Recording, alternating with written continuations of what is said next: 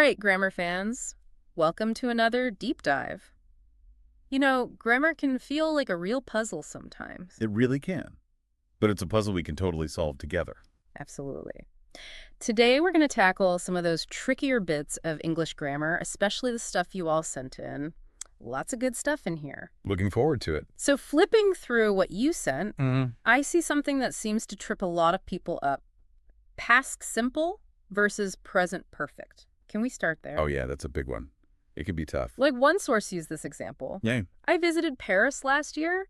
That's past simple. right. But then they switched it up. I visited Paris. Present perfect. What's the difference, really? You went to Paris either way. You did. Mm. But think of it this way. I visited Paris last year. It's just stating a fact. Simple, done. Okay. But I visited Paris is different. It's like the experience is still with you somehow. I see. Like maybe you fell in love with French food or Yeah, you're hinting you might go back. So it's not just about the trip itself, it's about how it connects to now. So how do we know when to use which? Any clues? One source mentioned time markers. Time markers. Yeah, like if you see yesterday or specific dates, that's usually past simple. Specific time, past simple. Okay. What about present perfect? Present perfect, you often won't have specific times. Like it's the action itself that's important, not the when. Okay, so I have finished the report. Would be present perfect. It's done. That's what matters. Perfect example. Okay, let me test you all out there. 2 sentences. She finished her homework last night versus she has finished her homework. Ooh, good ones. Which is which? Take a second. Got it. All right, first one. She finished her homework last night. Has last night, so that's past simple. Done deal. And the second. She has finished her homework. No specific time, so it's present perfect. The focus is on it being done, not when it happened. Time markers are like clues. This is great. Ready for another tense tango. Hit me. How about present continuous versus present simple? My sources were full of these. Love these. Yeah. Present continuous. Think of it like a snapshot. What's happening right now? I am recording this deep dive right now. That's it. You got it. Now, present simple. That's habits, routines, the usual stuff. Like, I record deep dives every week. Not necessarily right this second. Exactly. And guess what? Time markers can help here too. No way. Way. Now, at the moment, present continuous. Always. Every day. Present simple. Amazing. So it's all about context. It really is. Okay, there's this one section in the sources. It really stumped me, I gotta admit. I've been to versus I've gone to. Help me out here. Yeah, that one trips everyone up. They both use present perfect, but But been and gone change everything, right? I've been to means you visited, Mm. but you came back. Like, I've been to Italy means you experienced it. And I've gone to... That means they're still there or on their way. Like, he's gone to the store means he's not here now. It's a subtle difference, but it Right. matters. Big time. Imagine you're meeting someone. They say, I've gone to the cafe. You know they're not at the meeting spot yet. Ooh, good point. Okay, let's test our listeners again. One source had a fill in the blank. Fun. I have blanked to Spain 3 times. Been or gone? And another.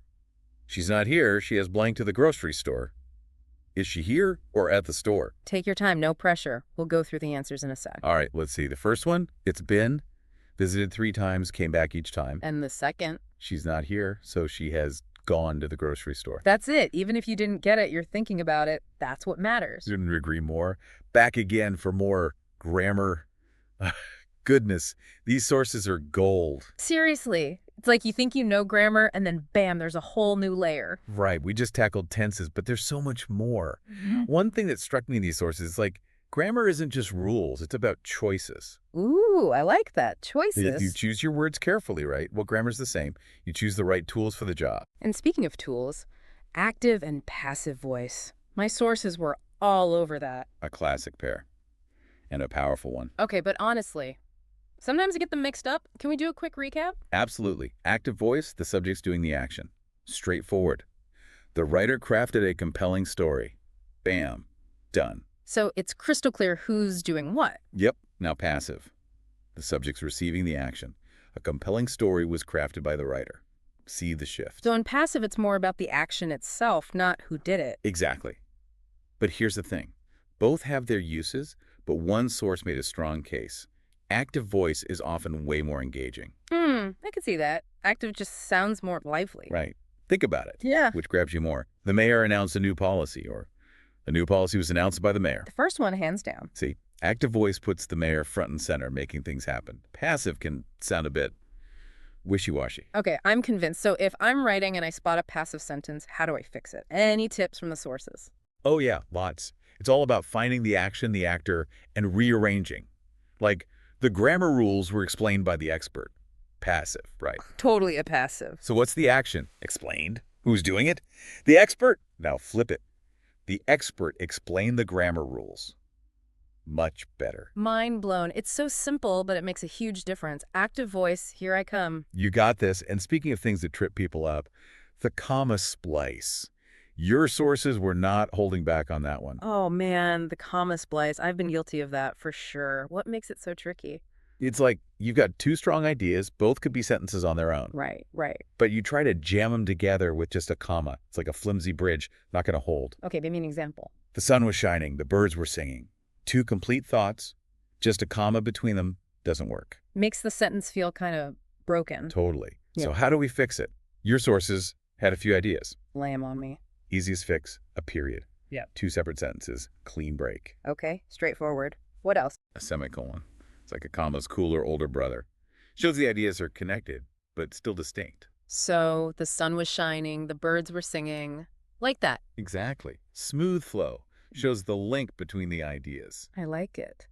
But what if we want to be more specific about that link? Then we bring in the big guns.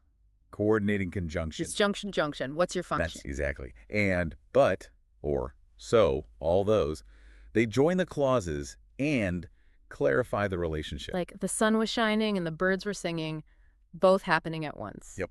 Or the sun was shining, but the air was still chilly. Contrast. Punctuation is powerful stuff. It's not just rules, it's like strategy. It really is. You're shaping how the reader experiences the words. Oh, and one sneaky thing your sources mentioned. Hit me. Those conjunctive adverbs. However, therefore, all those brainy words. Oh yeah, I always mess those up. They're great for transitions, but they can't fix a comma splice on their own.